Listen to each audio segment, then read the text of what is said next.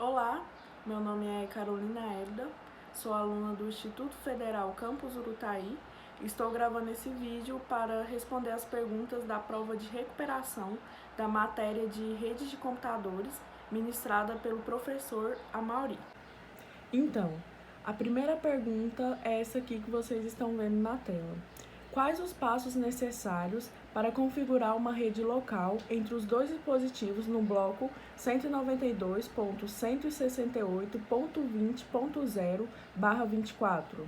Respondendo, o primeiro passo é escolher um roteador, preferencialmente sem fio, e deixar ele perto do modem. O roteador oferece automaticamente um endereço IP para cada dispositivo conectado.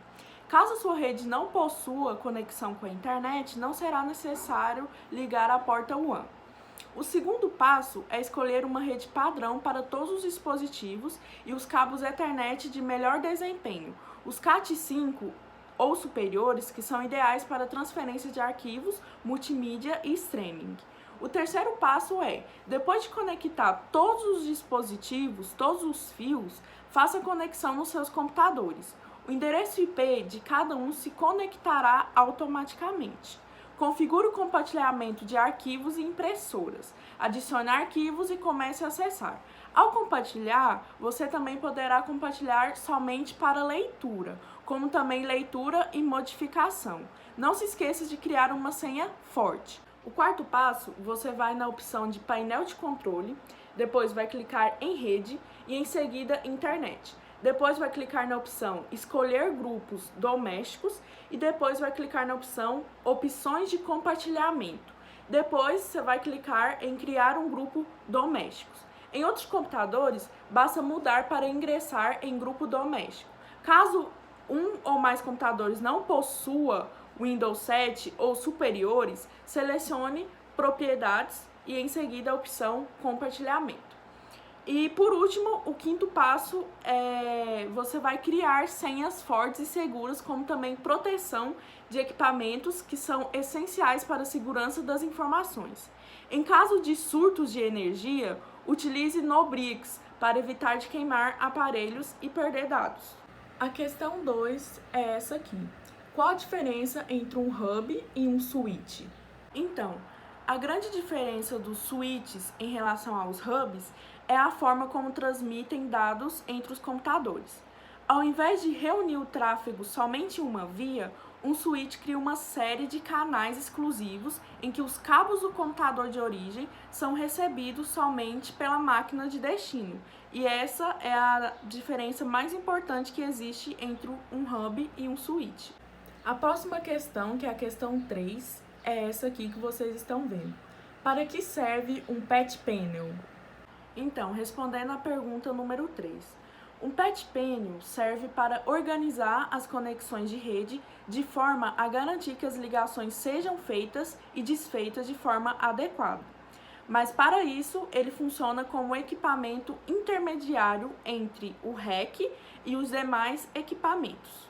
A pergunta número 4 é: qual o tamanho e velocidade de transferência de dados de um cabo de rede Cat6 segundo as normas de cabeamento estruturado? Então, o tamanho máximo, tanto para o Cat5 quanto para o Cat6, é de no máximo 90 metros. E eles podem gerenciar velocidade de até 1000 megabytes por segundo ou 1 gigabit por segundo. A questão 5 é essa aqui. Conforme as normas técnicas do sistema de cabeamento estruturado, existem 6 subsistemas. Quais são eles? Então, respondendo à questão número 5, existem o cabeamento horizontal, o cabeamento backbone, a área de trabalho, a sala de telecomunicações, a sala de equipamentos e entrada do edifício. A questão 6 é: quais as vantagens e desvantagens de um cabo par trançado? Primeiramente, as vantagens são: eles são mais usados no mercado e são considerados mais rápidos à base de cobre disponível. Eles são mais baratos que os cabos STP e o medidor é mais barato que outros tipos de cabos LAN. Eles têm um diâmetro externo de aproximadamente 0,43 centímetros, tornando ele um cabo menor que o STP e mais fácil de trabalhar durante a instalação. E eles têm uma fiação mais compatível e pode ser usada com a maioria dos outros sistemas principais de rede e não requer aterramento. As desvantagens são: eles são suscetíveis à interferência de radiofrequência e interferência eletromagnética, e são mais propensos a interferências e ruídos eletrônicos do que em outras formas de cabo. Por esse motivo, eles devem ser mantidos fora da faixa de ondas de motores elétricos e iluminação fluorescente. Além disso, a distância entre os pulsos de sinais é menor com cabo de par trançado do que com cabos coaxiais e de fibra óptica, e que o torna menos capaz de transmitir o sinal por uma longa distância na rede. A próxima questão, que é a questão 7, explique a diferença entre roteamento e encaminhamento de mensagens em uma rede de computadores. Então, o roteamento é a decisão sobre qual interface um pacote deve ser enviado. As tabelas de roteamento contêm endereços de rede e a interface ou o desktop associado. O encaminhamento refere-se a pacotes que atingem um sistema, mas não são destinados a esse sistema. A última questão, que é a questão 8, uma empresa deseja projetar um ambiente de rede cabeada para 50 dispositivos. Esse ambiente deverá estar em uma subrede, fazendo a conexão com as demais subredes e com a rede externa através de um gateway.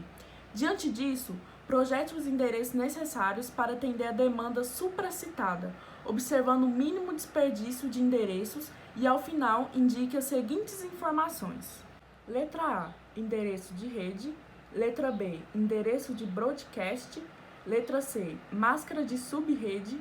E letra D, número de endereços da subrede. Então, respondendo à última pergunta, que é a pergunta número 8. O endereço de rede vai ser 192.168.0.0. O endereço de broadcast vai ser 192.168.0.255. A máscara da subrede será 255.255.255.0. E por último, o número de endereços da subrede vai ser 126. Então, foi esse o vídeo de respondendo as perguntas da prova de recuperação da matéria de redes de computadores.